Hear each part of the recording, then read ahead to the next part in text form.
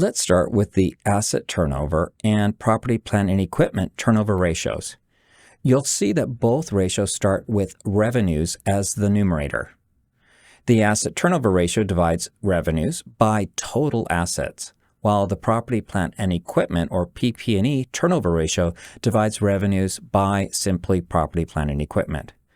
Because asset turnover ratios are typically greater than 100%, it is convention to quote them as a multiple rather than as a percent. So let's imagine that the asset turnover ratio was 1.27.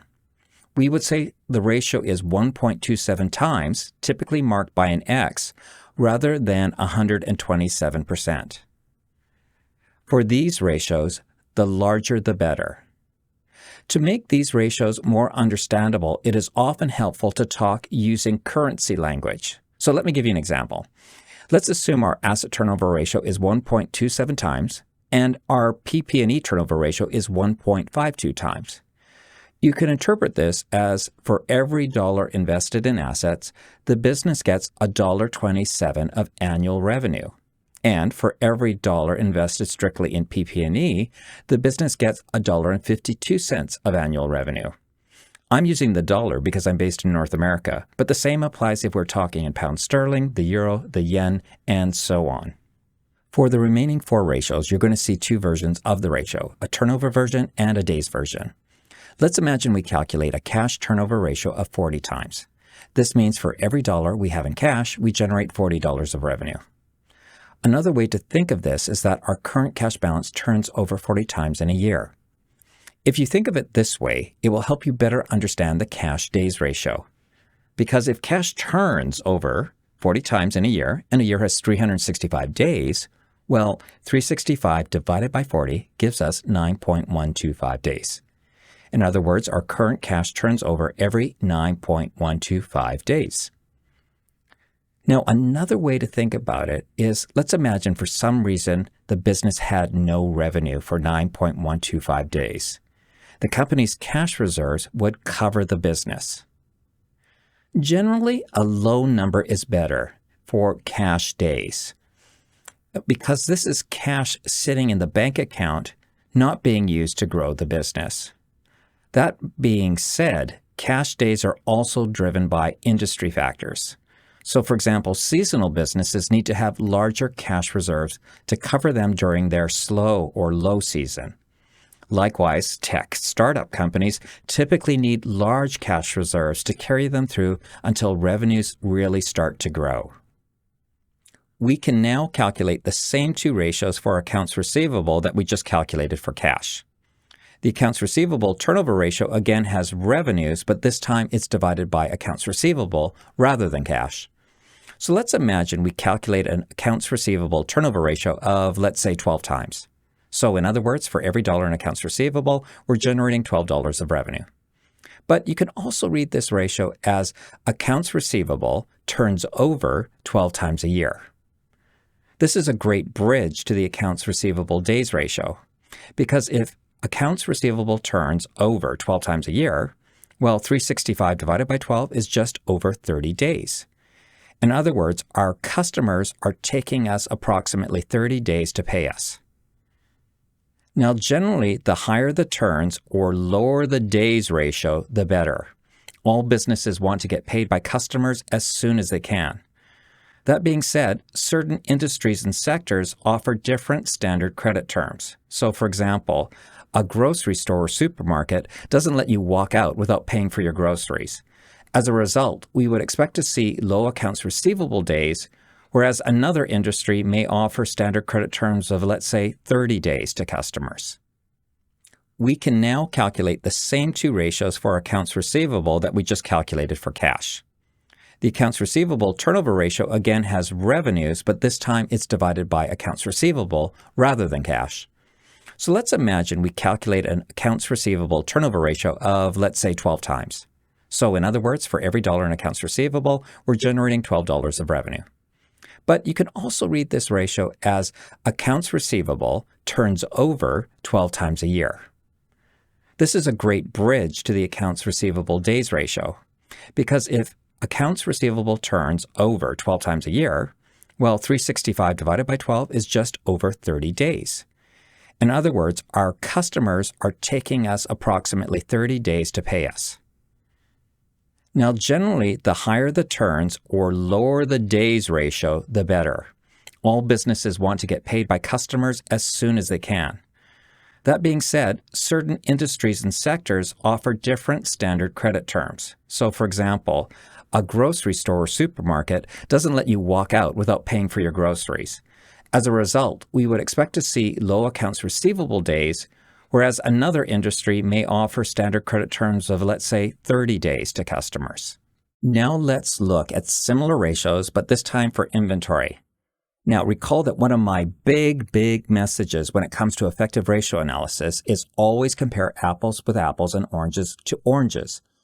We could use revenue as the numerator of the inventory turnover ratio, and some analysts do this to keep it consistent.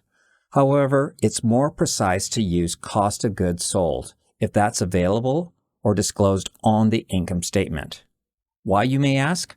Well, cost of goods sold represents what we paid for the inventory and will therefore give us a more accurate sense of how often inventory turns over. Let's imagine that the inventory turnover is 4 times. This means inventory turns over only 4 times a year. If we want to turn that into a days ratio, we take 365, divide it by 4, and we get 91.25 days. Generally, like accounts receivable, higher inventory turnover or lower inventory days is what every business wants. But as I mentioned several times already, different industries will have different expectations in terms of how long they need to hold their inventory. To use my grocery store or supermarket analogy again, you would expect inventory turnover to be high or inventory days to be low for grocery stores because a lot of what a supermarket sells is perishable. Our final turnover and days ratio relates to accounts payable. You can see that we have used cost of goods sold again instead of revenue. Now, some analysts will need to use revenue, especially if cost of goods sold isn't disclosed on the income statement. But it's more precise to use cost of goods sold if it is available, because cost of goods sold represents the price we need to pay our suppliers. If accounts payable turnover is 12 times, we are saying AP, or accounts payable, turns over 12 times. This means account payable days is going to be roughly 30 days, i.e., on average, the business takes 30 days to pay its vendors or suppliers. I'm sure you're starting to get the hang of this. Our final turnover and days ratio relates to accounts payable. You can see that we have used cost of goods sold again instead of revenue. Now, some analysts will need to use revenue, especially if cost of goods sold isn't disclosed on the income statement. But it's more precise to use cost of goods sold if it is available, because cost of goods sold represents the price we need to pay our suppliers. If accounts payable turnover is 12 times, we are saying AP, or accounts payable, turns over 12 times. This means account payable days is going to be roughly 30 days, i.e., on average, the business takes 30 days to pay its vendors or suppliers. I'm sure you're starting to get the hang of this. Now let's look at the accounts receivable ratios, the inventory ratios, and the accounts payable ratios combined. And when we talk accounts receivable, inventory, and accounts payable, that's typically the most common definition in financial analysis for working capital. Now, some of you may have heard that a simple definition for working capital is just current assets less current liabilities. However, in financial analysis, we want to be a lot more precise so that we can analyze operational assets and liabilities and make sure we're stripping out things that are financing assets or financing liabilities. So what do I mean by financing liabilities? Well, often in current liabilities, we can have, for example, some interest-bearing debt. Maybe it's a line of credit. And in current assets, we have cash. Recall that when we calculated invested capital, we took interest-bearing current liabilities and non-current liabilities and then deducted cash to get net debt. We need to analyze cash and interest-bearing current liabilities, but we're going to do this when we do our financial leverage analysis. This leaves us with the 3 operational assets or liabilities, which are accounts receivable, inventory, and accounts payable. Working capital is strictly defined in financial analysis as accounts receivable plus inventory and then minus accounts payable. Let's work through an example where we can show you how to use the days ratios that we've just calculated to calculate something called the working capital funding gap. So let's imagine that our company buys inventory on day 0. Its supplier gives the business 30 days credit. In other words, the business needs to pay the supplier in 30 days. Let's imagine that the inventory then sits on the shelf for another 30 days before it's sold to a customer. And let's also imagine the business gives 30 days credit to its customer, so the customer pays us on day 90. Now, cash went out on day 30 and cash came in on day 90. There was a period between day 30 and 90 of 60 days that we are going to need to fund as a company. This 60-day period between when we have to pay and before we receive payment is referred to as a working capital funding gap. It's probably no surprise to you. Generally, you want to have a small working capital gap. But again, this is often dictated by industry standards. Companies that have a working capital funding gap, of course, can always go to the bank and get a revolving line of credit to fund the gap. Alternatively, the business can try and negotiate more advantageous terms with its customers and suppliers to try and narrow that gap. Now, let's imagine a slightly different scenario. Let's imagine that we did negotiate 45-day terms with our supplier, and we're only going to give our customer 15 days of credit. Here, our working capital funding gap drops from the original 60 days, or roughly 2 months, to only 30 days, or roughly 1 month. Okay, let's look at asset utilization ratios. I'm going to do something slightly differently. I'm only going to work down in column F. And once I've got all of the things in, I'm then going to just Control R the whole thing, just to speed things up even more. I'm also going to link anything I can to this sheet first before I have to go hunt down items on the financial statement sheet. So we know we have revenue. I could take it from almost anywhere, but we'll take it from, and total assets right at the top. We had the total assets when we looked at return on assets. Then I have revenue here. Revenue again. See, revenue is used a lot.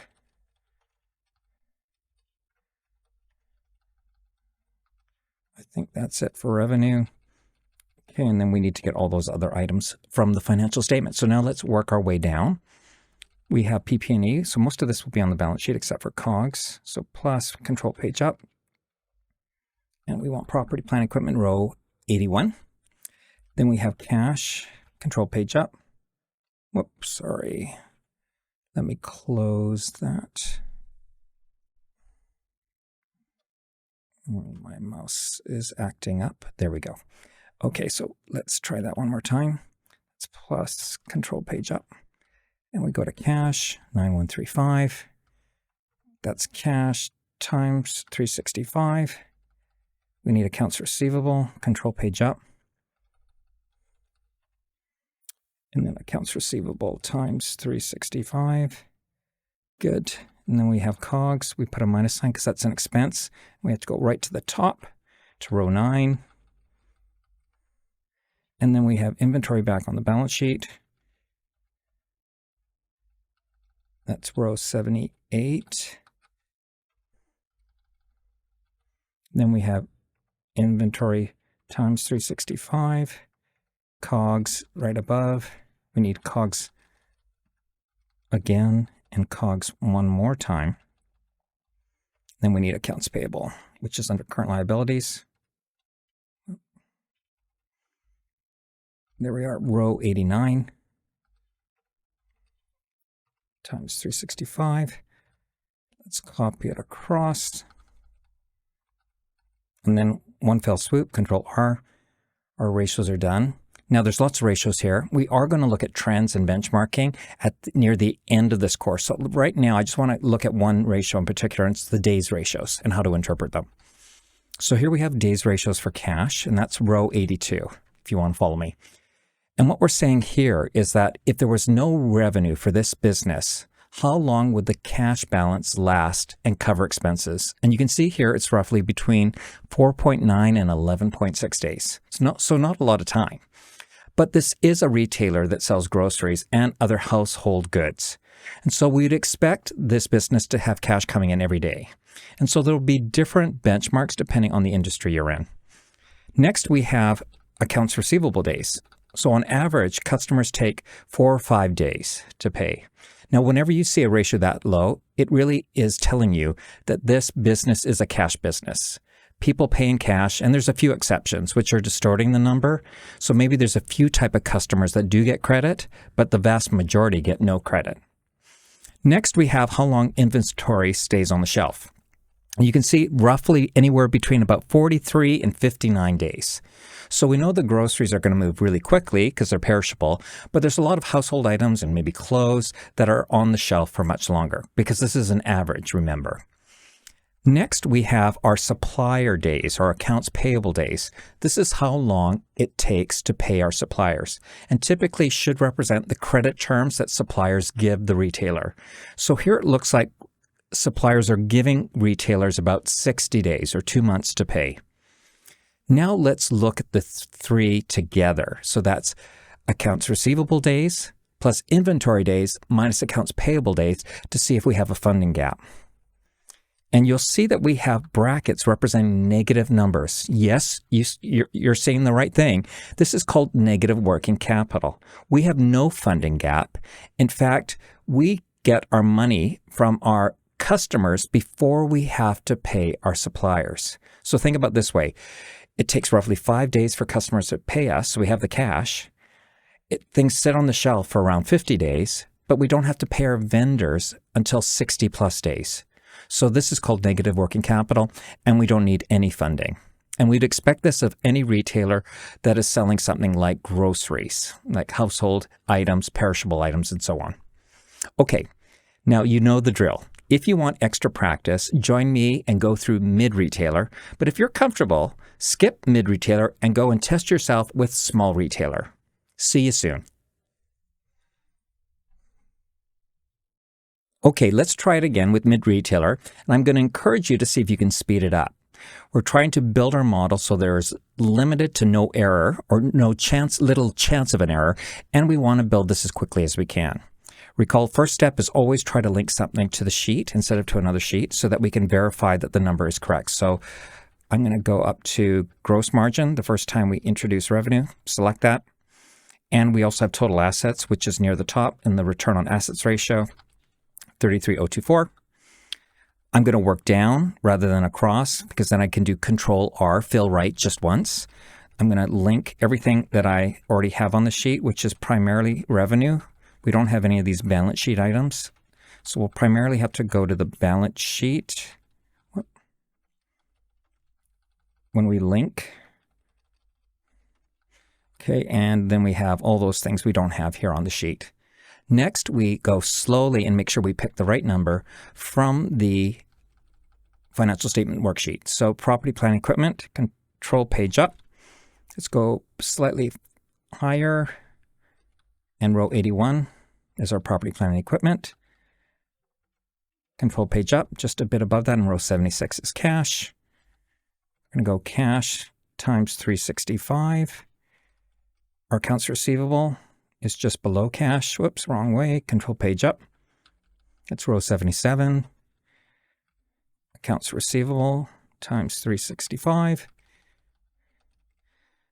Now our COGS is at the top of the financial statement sheet, so I'm going to put a negative sign.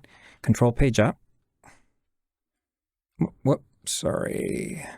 I didn't do control page up. Let me just escape there. Control page up. And we go right to the top. Row 9. Again, make sure it's turned to a positive. Then back to the balance sheet. For inventories,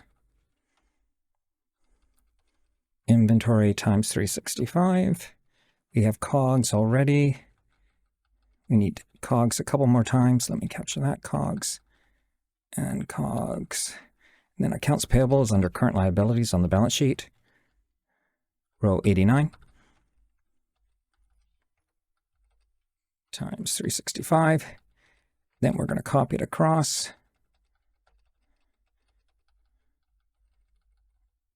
Fill rate, Control R. And let's just look at the days ratios again. So our first one is row 82. So I'm going to scroll across. Okay.